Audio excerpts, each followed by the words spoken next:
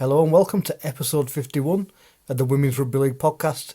I'm joined today by Hannah Bairstow, Featherstone Rovers. Let's start at the beginning. How did you first get into Rugby League? It's a funny story, to be fair. My dad's one of seven, all boys as well. And I went to ballet, and my nana, bless her, she spent a fortune on me, all the kit, all the equipment. And I think I lasted 3 weeks maximum. And I went to watch my cousin training, and I said to my mum, I fancy giving that a go. And I'll never forget, to this day, she bought me like the cheapest pair of rugby boots going, because she was like, I'm not having another ballet it's thing. a 3-week stint. Yeah, absolutely, yeah. And I'll never forget, like, looking back, I think I was 6-year-old.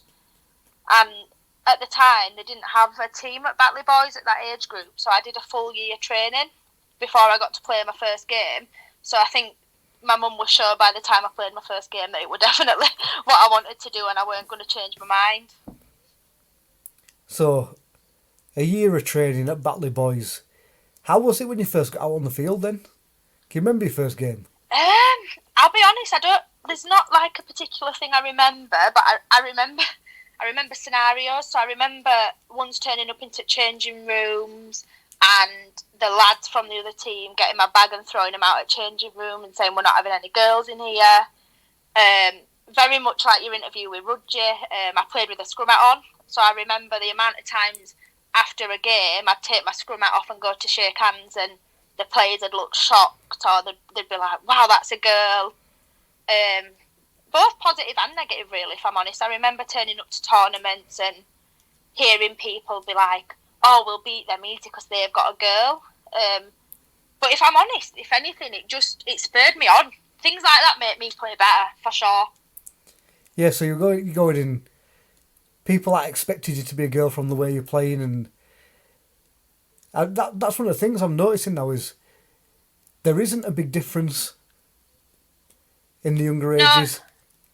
No, definitely, and I think looking back, playing the seasons with the lads, because even when I played my first season, they were all still a year older than me. And I remember always being taller than them at that age, always like stick thin. I used to just run for fun then, like most kids, I think. But I remember never really feeling like I didn't fit in physically in the game, or never feeling less stronger or anything like that. But I definitely think now, looking back, playing in a mixed team for the amount of time that I did definitely made me the player I am. So how long were you there for? So I played my first season, it'll have been under 7s, under 8s maybe, but I was a year below, and I played right up until I did my under 11 season, and then I had to find a girls team. And I remember, like at that time, I remember just feeling heartbroken and thinking it would end up world.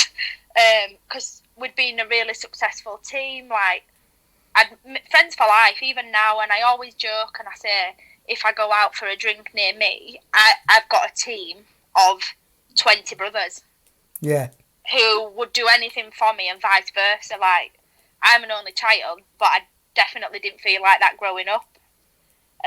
So I left and I went to play at Shawcross, but I'll have been 12, and they weren't really girls' teams at that point, not like now, where you've got a 12s, 14s, 16s. And the only way I could get round me playing was I joined their under 16s team, but because it was friendlies, I got away with it and I was playing.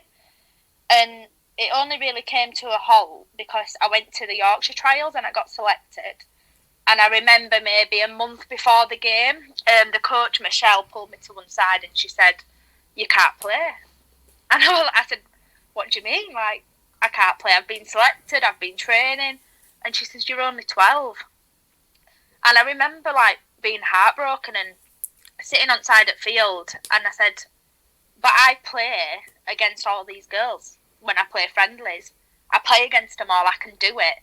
And I remember her saying, yeah, but it don't work like that. Like, they're friendlies and these set fixtures within a league, like, that's not allowed.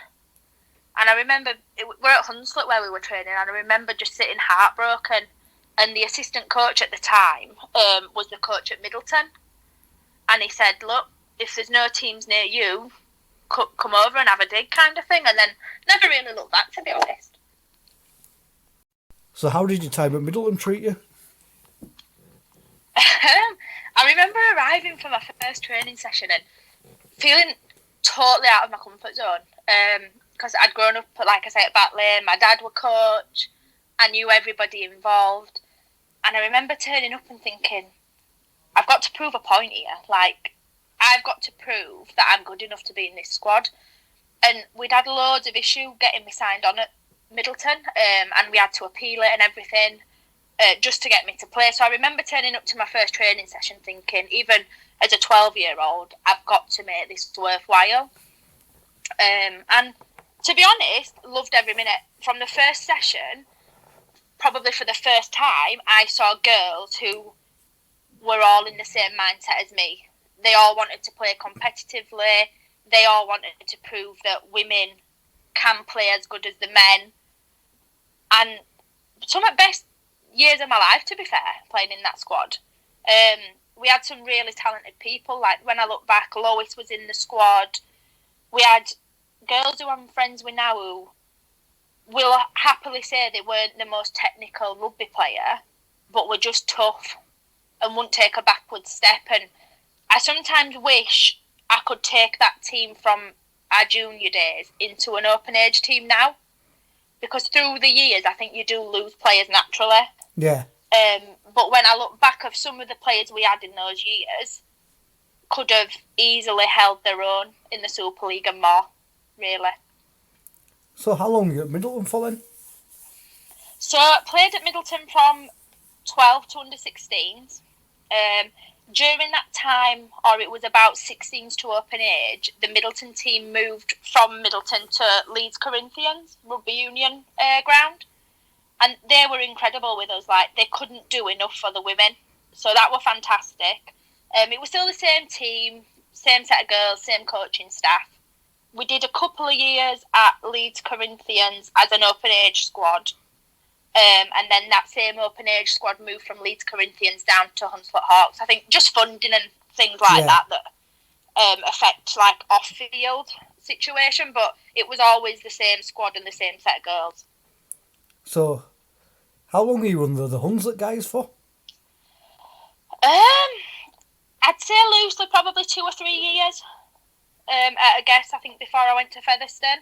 But I remember me and Lois and people like that playing our first open age game, and I was, because of how my birthday falls, I did a full season of playing under 16s on a Saturday and open age on a Sunday. And I'll never forget, like, my first game were against Hillside. And at that time, you had players like Andrea playing there. You had Beth Sutcliffe. And I remember I'd played the Saturday for the under-16s and I played the Sunday. And the whole intention was for me to go on as sub. And something had happened in the warm-up and I started in the centre. And I remember for 80 minutes solidly just being beat up by Beth Sutcliffe. Like, it was a baptism of fire, and it was welcome to Women's Rugby League. And I remember getting home and falling asleep on the sofa at tea time. And, like, my mum and dad waking me up at, like, 9, 10 o'clock Sunday night and saying, come on, go to bed. And it was definitely a rude awakening, for sure. Next move was to Featherstone then. How did that come about? So, at 17, I think it was, I was selected to play in the England development squad. And Brenda was the coach at the time, and the England squad was very Featherstone heavy. And unbelievable players. And I remember sitting down with my dad, and obviously I'd played rugby with the team at Hunslet, even though we'd only been there a few years. I'd played rugby with a lot of them girls from being 12-year-old. And I remember feeling really torn, and I always wanted to challenge myself and be the best that I could be in terms of rugby. And I knew that possibly that wasn't going to be able to be the case at Hunslet. So I had some decisions to make. But I always prided myself on, if I was going to be in that England squad, I was going to be in on my own merit. So it was quite clear early on that I wanted to go to Featherstone and didn't really consider anywhere else. But I waited until Brenda had stopped coaching because I wanted, like I said, if I was selected within that England squad to play again, Off I wanted your it. own back and no one to question why you're there. Yeah, absolutely. Yeah, I didn't want other people to be able to look and say Hannah's in that squad because she's moved to Featherstone, or Hannah's in that squad because Brenda's her coach at club level and internationally. So, turned out to be a decent move for you, Featherstone, in all fairness. Yeah, honestly, like, not even just in terms of rugby. I can't look back. I've made friends there for life. And I remember, I think, I'll say I've been about probably 19, 20 when I joined Featherstone, so I've done 10 years there now. And I'm lucky enough to say I've played alongside, and some of my best friends are some of the best women in the game, without a doubt. Yeah, and you've gone all the way through from 10 years ago to now where there's good press. It's going to be hopefully more televised matches. It must be. It must. For me, someone needs to do a book on them 10 years.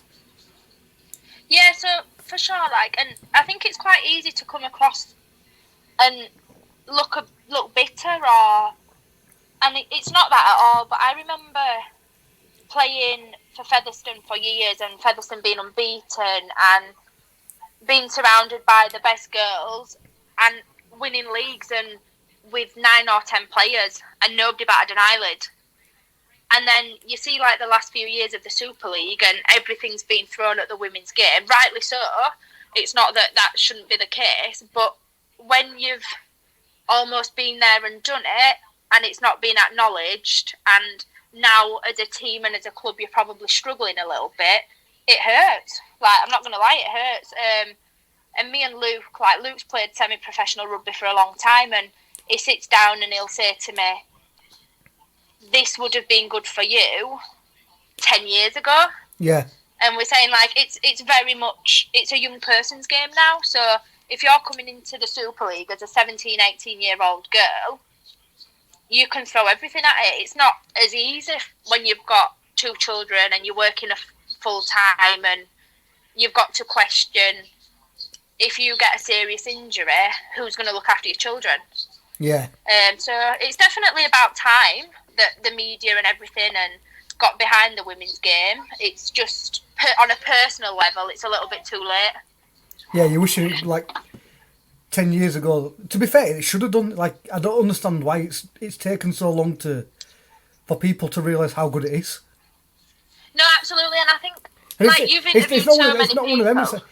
It's not all of a sudden just like in the last 3 years gone amazing. It's just been at that level for a long time and people just haven't realised. Yeah, absolutely. So I remember the lads that I grew up with playing rugby about the boys came over to watch a game. And I remember they knew how I could play because they played alongside me all those years. But I think they almost thought that me and a few of my friends were a one-off. They didn't expect a team of 17 girls to play at that physicality and that level for 80 minutes. Yeah, because I'll tell you the truth, I went and I was like, I expect it to be good. I wasn't expecting it to be as rough as it was. No. I wasn't expecting it to be as fast and as skillful. So I was blown away. So if I'm blown away and I've watched it on other things, I've gone live and gone, whoa, what is... Other people must turn up and go, why is this not been in front of me before? Yeah, 100%. And I feel for the women involved, if I'm honest, because, like, when the finals are put on TV and you get people who probably have no concept of the women's game, like what goes on, so they won't have had any idea that all those Cass and Leeds girls had all worked a full day and then travelled to play at night. So then when you get people commenting on social media, and everybody's entitled to their opinion, but when you get people commenting saying they're not as skillful as the men, they're not as fit as the men, they're not as physical, you can't help but feel like saying, well, hang on a minute, they're not full-time athletes. Them women are training 4 or 5 times a week alongside a full-time job. Yeah. Put them women in the same setup as the men, and I've got no doubt that they would showcase the game as well as the men do. That's it. It's like the skill level's there, and it's just like it's getting it in front of people's eyes to see, look, this is what you see every single match. It's not Yeah, a one-off thing. 100%. It's there. I think as well, like, people won't take into consideration the nerves that them girls will have had for that game. So if you put a camera in front of them every week, straight away you're going to see on average what they're like better, because they're not nervous for the cameras. You're seeing maybe 9 or 10 games rather than one game. Like, your best player in the world can have a bad game for 80 minutes. Yeah. So I suppose, like, what I'm saying is it needs to be happening more frequently to give people a true concept, really, of the game. I'd like to, when they bring the women's game back, if there's no crowd, I'd like them to see one day pretty much all the teams at one stadium, the next day all the teams at another stadium, and just put them all on Facebook for people to see. Yeah, 100%. Get like, here and go, we want 100,000 views over this weekend. Okay, we've hit that, we're at 300,000, now we're going on. And you go, okay, Yeah. we put that in front of people who might not necessarily have watched it before, and they've got to see it. We're not putting it behind, you have to log into this to watch it, and you have to be a member of that. Just put it in front of people. Yeah. So, and I think especially with everything that's going on at the minute, surely it's the best time to get people involved, because people are going to be watching things or trying to get involved in things where they might not have before. Yeah, it's you've got, in a way, you've got a captive audience. Yeah, 100%.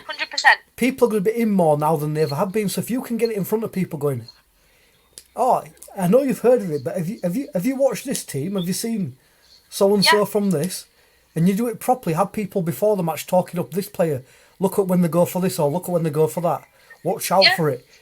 You get something for people to actually look out for in that match, so they stick around for the full 80 minutes. Then the next match after. I think it's an easy win. Yeah, and I think people, like, they need to be smart about what they're showcasing. So, for example, the last few years, you need to choose your games where it's going to be a tough physical battle, and that doesn't necessarily mean choosing your best teams in the competition. But me personally, I don't want to watch, whether it's the women or the men, a 60-0 game. Yeah, because they're the worst to watch. So you've got to. There's nothing. What's the point? I would rather watch a game where it ends up 4-4. Well, look at that. How good the grand final in the men's, just because it was so close. Yeah, absolutely. And people who probably weren't particularly bothered about rugby league were talking about it on social media. So straight away, it's doing exactly what it should be doing. Yeah, because it comes out at the end, and because it's such a tough match, and it finishes with what will go down as an iconic sporting moment in any sport. Yeah. You've suddenly turned on, what, an extra, you might get an extra 15,000, 16,000 watching a match on Sky now because of that. And you put it in front, and they might tell the friend, and you build on it again. The product wins the people over. Exactly, yeah. And I you've think got to that's get where people to see it. Maybe got to be a bit smarter. So, fast forward a bit now, Women's Super League, hopefully get a new season coming very, very, very soon. We're recording this in January, I know it's the end of February when this is out. Where are you at now? I'll be honest, I'm at a tricky position, if I'm honest. Came back to play rugby after having my daughter Hattie, she's 4. Came back far too early, I think. Well, not I think, I did. I played my first game when she was 5-week-old. Massively too early then. Yeah, like really too early. Took a break, went back to play at Featherstone. I'd say she was probably about 6 months old. And it's a standing joke. Like, I used to play the first half, I'd come off and feed her at half time, come back on, like, and your players like Andy and that like to give me some stick for it. But as we spoke before we started recording, I just never felt like I could get to where I was. So whether it be fitness, strength, speed, physicality, I felt like no matter what I threw at myself in training, I could only ever get to 70%. And I'll be honest, like, I'm glad I've got Luke and my parents as a support, because it broke me. I think when you're used to playing at a good level and being confident in yourself and your ability, to come back and feel like you're not doing yourself justice, it's tough. So that was initially, and then I wanted to thank Les. Like, Les has been a massive part of getting me back playing at Featherstone. Obviously, my friends as well. Always play for my friends, always will do. And I wanted to thank Les, and I wanted to thank Lionesses, because at times they got us through the season at Featherstone Rovers. We had times when we'd 5, 6, 16-year-old players on field. So I went and played a winter game at Lionesses. I got a bit of stick for it, I'm not going to lie. People saying, you're playing Super League, you shouldn't be playing winter. I don't disagree with what they're saying. But for me personally, I weren't in a good place confidence-wise, and I needed to go, and I needed to learn to love the game again. I needed to prove to myself that I could still do it, and it was worth me playing. And I'll be honest, I was loving the game. Probably the best game I've played for a long time. That's what people told me. Was like, oh yeah, she got injured, but you should have seen her before she was injured. You should have seen how she was. I'll be honest, it was a bizarre one. Turned up to play. Obviously, only really knew Les and the girls who had played at Rovers. And the coach said, I'll get you on when I can, kind of thing. And I was very conscious. I didn't want to go. And I didn't want people to look at me and be like, oh, she's from Rovers. She thinks she can walk in, or oh, she thinks she can do this. Because I literally wanted to go. And if anything, I wanted to show the girls that haven't been to Rovers that actually we're approachable, we're a nice set of girls, like, and try strengthen that link. And I remember one of the players were playing prop, and I can't remember her name, like I said, it was my first game. And she says, there's no way I can start, I don't feel well. And I could see him like looking at bench, thinking, what am I gonna do here? So I just said, I'll play prop for you. And I could see it shock on his face, and I said, I'll play prop. No worries. Well, anyway, one of the girls said, no, look, I'll play prop, you go on at second row. And I said, yeah, no, that's no worries. And I don't know if it's because I didn't feel under pressure, or I didn't feel like I needed to guide anybody. I could just do my job. I loved it. And I think it was probably 10 minutes into the second half, and it was just a freak accident, and I dislocated my shoulder, but it's the same shoulder that I've got pins and plates in my collarbone, and basically I've just destroyed it. It dislocated, I've ripped the ligaments and the tendons off the bone, so I need a full shoulder reconstruction, but everything definitely happens for a reason, and I'd had a miscarriage earlier that year, and I was toing and froing about, do I play, and I just weren't in a good place. And I think 6-8 weeks later after that injury, I found out I was pregnant, and I've got my little boy now, so part of me could probably be upset about the injury, but things definitely happen for a reason. When you say that, you go like a couple of weeks after you found out you're pregnant, it's like, if you'd not been injured, you'd have still been playing. And absolutely, yeah. And it just happens for a reason. And I remember, obviously, with everything that went on with Natalie, Nat being that she was one of the players that were giving me stick for being injured, but 100% out of her care. She wanted the best for Featherstone, and she wanted the best for me, and that meant me playing and being ready to start that Super League. But yeah, tough time. I can't thank Featherstone Lionesses enough. I played 50 minutes for them, and they did a fundraiser for me. All girls got their hands in their pocket to look after me, and I think if that doesn't speak volumes about a club, and specifically a women's team, I don't know what does. Yeah, great people down there. So, got to have your shoulder reconstructed. Is coaching your next step? If not, get back out on the field. I honestly don't know, and I say this because after having Hattie and not being able to get back to where I wanted to, I'd said, I'm done. I'm retired. But I've played rugby from being 7-year-old, and I don't know any different. If I'd have dislocated my shoulder, which, don't get me wrong, that was painful enough in itself, I would, without a shadow of a doubt, be back playing for the next Super League season. My thing is, I've got to have it fully reconstructed, and I've got to be in a sling for 6 months. Yeah, so So it's it's waiting for that 6 months out with that rehab yeah, after it, yeah. then getting And yourself. Yeah, sorry, go on. No, it's a long just saying, process. like, yeah, absolutely. And it's not just a process of, like, I've got 2 children. It's a lot on Luke, even to get myself back on the field. And then, of course, like, I work in a school and I work in a special needs school. I don't think it's not fair of me to expect them to give me that time off with the potential of it then happening again or worse. Yeah, I would never not be involved with Featherstone. I love the club to bits. I love the players to bits. I've made friends for life. And I think now Nat's back involved, we're heading in the right direction. yeah, I don't think it's going to be next season, like we spoke about. It takes time. But I do think, given what we went through as a squad, I don't think you can go through anything harder. And when your backs are against wall and you've gone through something as horrible as that, you come out fighting for each other. And I think, and I hope people will see a Featherstone of old. yeah. Hopefully, get back to where there was that time again. Question time. Question number 1: which 2 pieces of advice would you give a 16-year-old Hannah? First one, I would probably say everything happens for a reason. And the second one I'm going to say is trust the process. Direct with that, no messing about.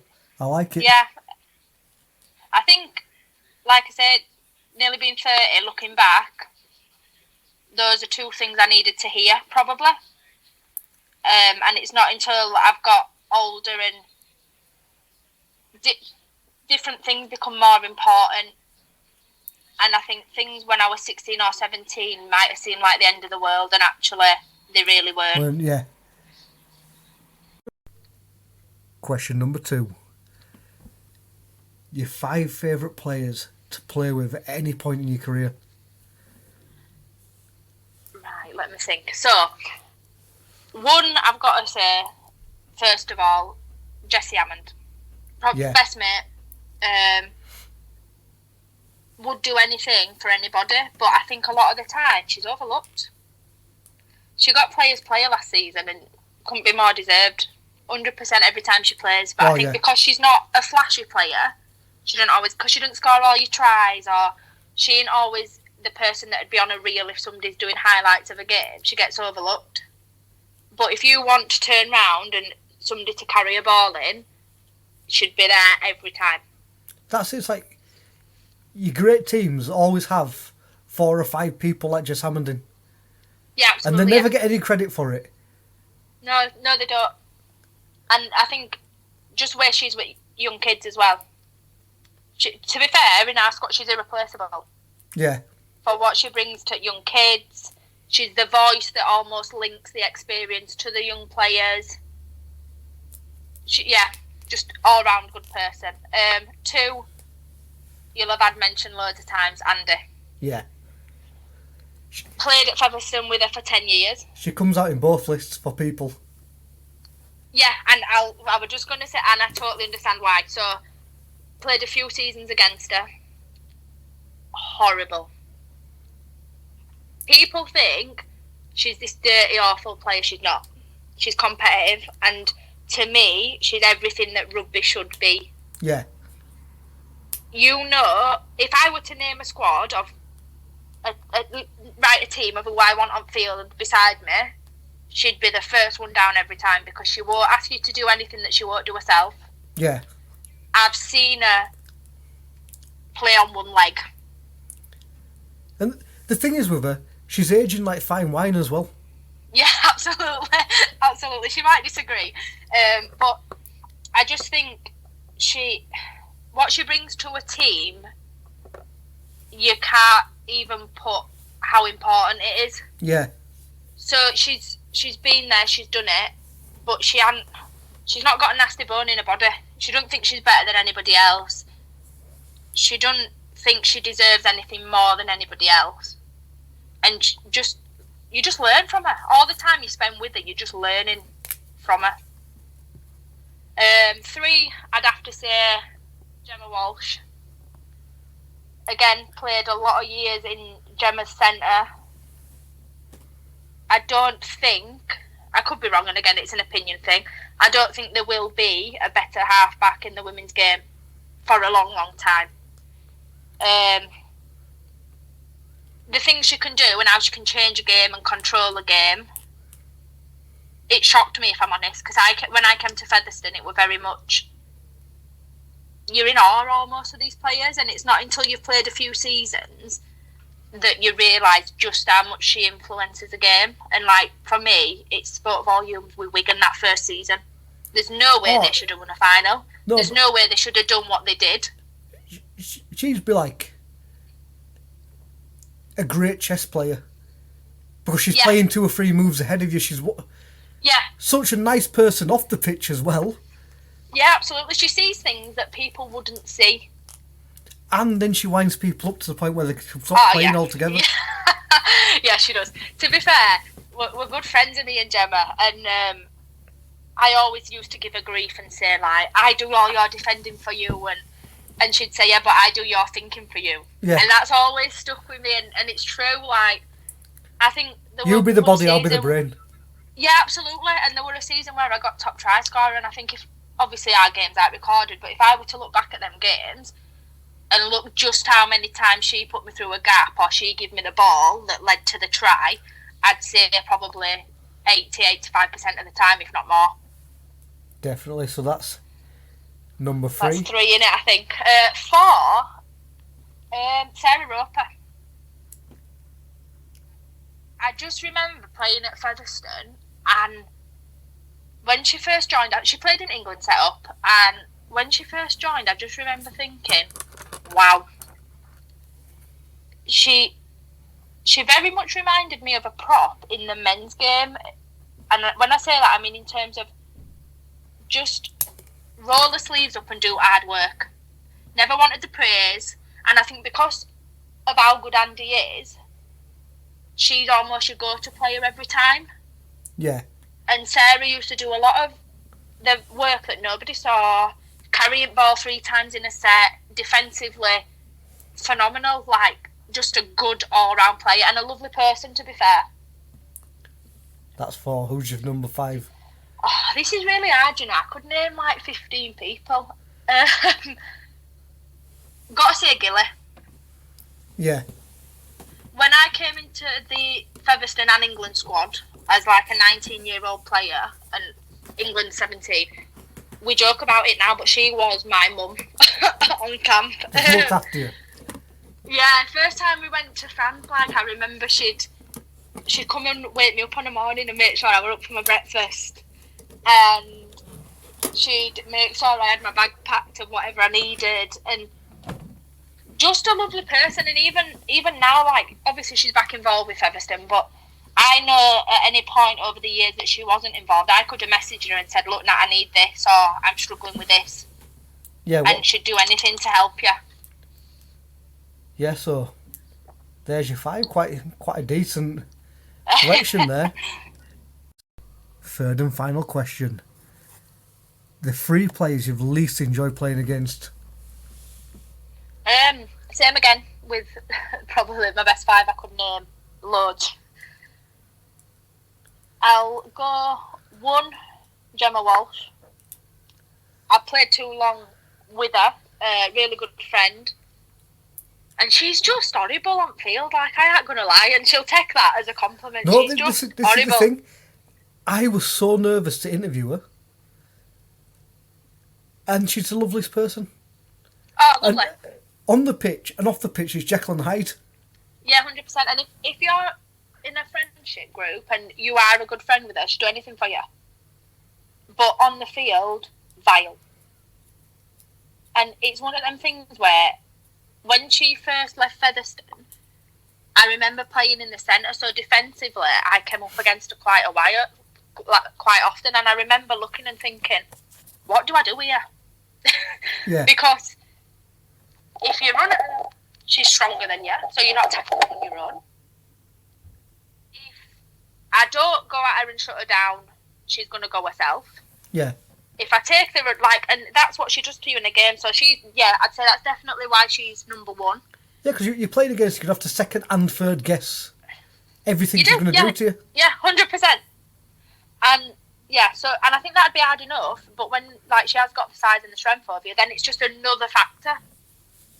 2, I would say her wife, purely because she just does not stop for 80 minutes. Nah, Rudgy's just all action. And I remember, she played for a time at Featherstone, and fantastic to have alongside you. But against you, she's one of them players where if she's not on team sheet, you're happy. And it doesn't happen often. But I remember, we once played a game when she first left Featherstone, and 2 or 3 of us, gang tackled her, and I remember thinking, she's going to really hurt after this. And we'd been told to do it. Obviously, you have to try and take their best player out. And I just remember her standing up playing ball, and a couple of tackles later coming at me again, and I just thought, I'm in for a long day here. Yeah. So she's definitely got to be number 2. That's it. I put it on her. She's going to give me it back 10 times worse now. Yeah, and she's again lovely person, but on that field and in general, actually, when I think about it, probably one of the most competitive people I know. Oh, can you imagine Gemma and Emily playing Monopoly against each other? Oh, listen, never mind Monopoly. When they both played at Featherstone, the amount of times we've had to referee them because they've ended up nearly in full-blown fights because they're both that competitive, they both want to win, they both walk back down. Well, it says it all when they played against each other, flying out at lines, sin binning and all sorts. Quality stuff, so third and final.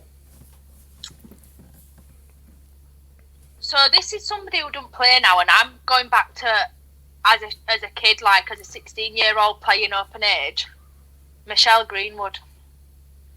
So she used to play on wing at Featherstone, and for a long time she was my centre wing partner, and again, lovely person off the field, but on that field you wouldn't meet a nastier, more aggressive, more competitive person. She was a winger, and she used to play like a prop. Nice. Ultra fit, ultra strong, but really old school rugby, just nasty. That's the thing, it's the nastier the person on the pitch, nicer off, and they're all winners from it. Yeah. So there we are, listener. Right at the end. Hannah, thank you very much for coming on. Again, probably the 4th time we've worked on the various things together. Is there any shout-outs you want to give before you go? Yeah, without doubt, my mum and dad. Dad coached me for years, so obviously got me involved with rugby, coached me for a long time. When I was in the England setup in early days, he would drive over to Lancashire, watch me train for 3 or 4 hours and drive me home. So, without doubt, my dad. My mum, just for putting up with rugby, with me and my dad. We'd spend all weekend, every weekend at rugby. Luke, we've been together a long time now. He's seen me highs and lows through rugby.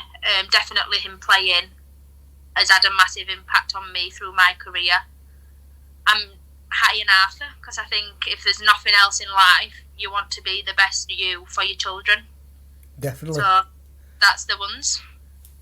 Thank you very much, and we'll hopefully have you back on soon.